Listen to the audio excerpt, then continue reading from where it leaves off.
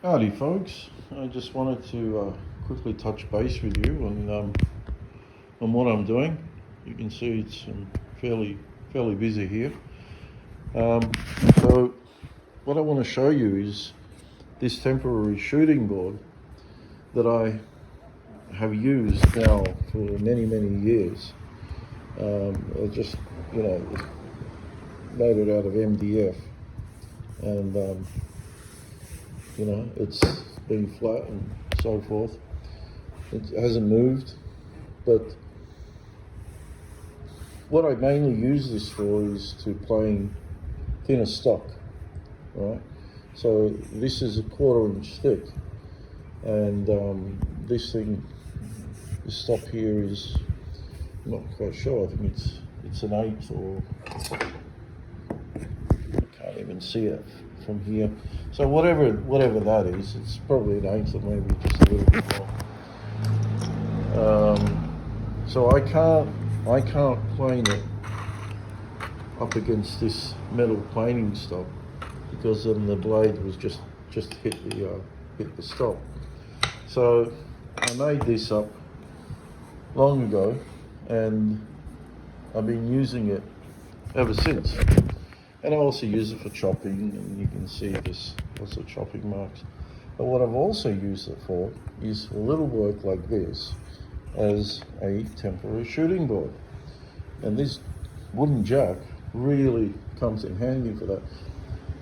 I can use an ordinary plane like the Stanley down here, which is my scrub plane, or my Nielsen in there, in the toolbox, but they've used wooden jacks as shooting planes for hundreds of years, and it works.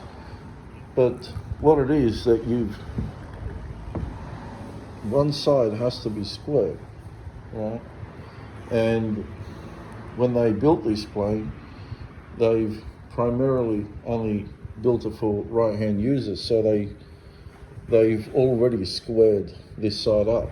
But if you're a left-hand user, you've got to square this side, which, on a new jack, it's fine, but on something as old as this, it'd be kind of a shame, really, because then you're taking away all the historical marks that just came upon the plane over the years. So and even though this is probably, it is ideal, I'm not going to say it's not ideal, it just doesn't look like it's like 100% accurate, but you can see through the lines here, you can see how much meat is on one side.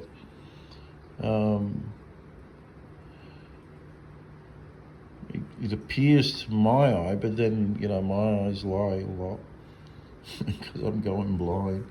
It appears that it is equal distance, so therefore this will be parallel to this side. And if it isn't, I'll make sure that it is. But generally, this has never let me down. So I know my table is always flat, because I just make sure it's, when I clean it up regularly, because this really does turn out to be looking like a pigsty, and I know it's always flat.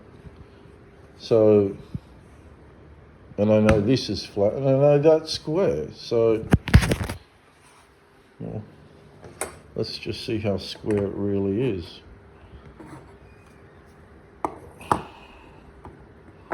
It's probably, and don't forget the blade's also sticking out a little bit here, but you can see that that's square. All right. There's no doubt about it now that's square. So this is great. You don't really need those. They're great to have, those fancy schmancy shooting planes that now are severely overpriced at $700 for that Veritas one. I bought, back in the day for much less than that, whatever it was, $350 or $400, I can't remember. That's when they first came out, because I couldn't afford the Nielsen version. But you don't need them. You can just use your jack if you can find one, that's in nice condition, which admittedly it's not an easy thing to do nowadays. Everyone seemed to have bought them out, and only the cruddy ones that I have personally seen that's on the net, and they're going for $100 or whatever it is that they're going for. I don't know. I paid $20 for mine back then. But you'll never find one for $20. So yeah, that's really what I wanted to just tell you about this, about you can use something as simple as this as a temporary shooting board without having to pull out these other shooting boards. These are my dedicated shooting boards that I use all the time. I use this one here most of the time because, I use it for both cross grain and edge planing. And then for longer pieces, I'll use the longer board in the back. But admittedly, I don't pull it out as often as I thought I would pull it out, and that's just mostly because I'm lazy, and I just do it I just chuck it in the vise and plane away and do it that way. But I did specifically make this for longer pieces, and even made this piece that accompanies this board. So for longer boards that need the end grain needs truing. So those are definite musts. You've got to have them in your shop. You can't get away with not having them. You can't replace them with this.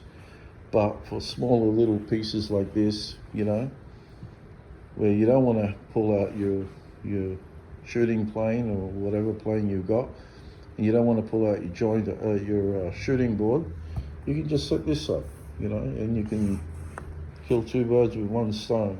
Plane here, cross grain there, cross cut there, edge plane there. It works. It really does. So something else I wanted to show you, and that's this bar gauge here that I bought from Veritas, and I only just received it today actually. So I'm not too impressed with this. Right, so this is it here.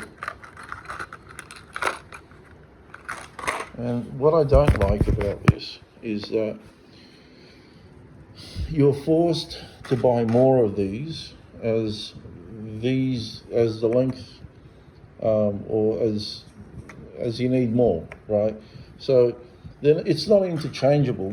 So if you needed one that was say 18 inches long, or even probably 36 inches long, I don't know why you need something that big, but hey, you actually, if you're going to do a big case, yeah. But let's say you needed one let's say you needed two. You needed, one that's 18 inches, like half a meter. And you can't just simply just pull this off and then put that onto the new one, because what it is, they've got little screws. You see this screw there? Now that goes onto the bottom here, right? And then there's a little, I don't know what you'd call that. Like, what do they call it here? They don't call it anything. It's not a set screw, but like a little stop screw. I just made that name up, but you know what I'm trying to say. So this stop here stops that from, you know, exiting. But then this screw on top will actually fix it into place.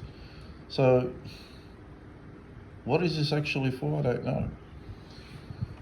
But because I haven't put it together yet, I'm just assuming it, you know, it has to be there. And if it has to be there, that means they're saying, well, I mean, you know, if you need to make a longer one, then, you know, go ahead and buy this or pull this apart and put it in here. And that's just time consuming. That's ridiculous. So, yeah, I'm not too crazy about this. I bought this from Veritas because of the price. You know, I would have preferred, you know, I think the one from Chris Schwartz's website. He sells one, but he's bloody expensive. So, you know, especially it's in US dollars as well. By the time you do all your conversion and your shipping and this and that, whew, you pay through your backside. So yeah, I've just got to find a better alternative than this. But I think this is a must-have in any workshop. You know, I've always relied on my tape. My tapes never let me down. But then when you do the internals, let's say, you know, from one, you need a panel that's going to go inside the grooves. You know, your tape measure's not going to go in there. So, you know, this is just awesome. What I've done, I don't even know. I've actually used little as a temporary before I bought that. I'd use those what do you call them? Those spring clamps, and then I would, you know, measure the timber that way, the distance that way, and you know that worked with it. There was no issue with it whatsoever. But this, I think, you know, this is a better alternative. But whether or not these little screws you have to use, I don't know. But I just don't like, you know, me having to now to unscrew this. And if I unscrew that, you know, this is so small. Like, look at it. Where is it? Look at it. Oh, shit. Look at that. That's so small. Now tell me, you know, how easy is that to lose? You know, if you keep pulling it out and, you know, putting it in the other one, then, you know, it's so easy to lose. So easy. I already did drop it once, you know. I dropped it once and luckily I found it. And it was just underneath the bench. But that's that. And something else. This is something really surprising to me. This. My Lee Nielsen small hammerhead I've had for years. Used it for God knows how many times. You know, it's just to make small, thick, hammer small brads and to set the plane. Nothing heavy. You can't use this for any heavy duty work. But, you know, it's finally given in and it's just snapped. Just snapped in use, you know.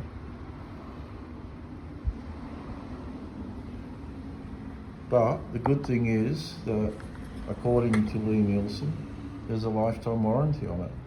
So I've sent them an email, I've sent them a picture. One in Australia didn't want to hear about it. They said to contact the ones in the US. So I have, and hopefully they'll honour the warranty, which I'm sure they will. You know, they're not some dodgy, shoddy backyard company. They're you know, a very reputable business. But it's just I mean, these things happen, you know. These things happen. It's nobody's fault. Just age, wear and tear, really. But they're not cheap, you know. This thing is not cheap at all. It's like, I don't know, what is it? Don't even know how much it is today. I bet you it's be like something like $200 they'd sell it for. I bet you. Wouldn't surprise me. So that's pretty much it. I just wanted to show you this, and to show you this as well. This is not about, you know, me now shaming Lee Nielsen as a tool maker, no. But it's to show, like, what are you actually paying for? You're paying for that lifetime warranty. You know, the fact that they're offering a lifetime warranty is just amazing in itself. You know, and I don't have any doubts that they, you know, won't honour it. I'm sure they will. But in case they don't, you know, in case they don't, I'm just going to have to then drill this out, and I'll just use the same bit of timber here, and then I'll just make a new tenon there. But you know, I just hope I'm sure they will. I'm sure they will.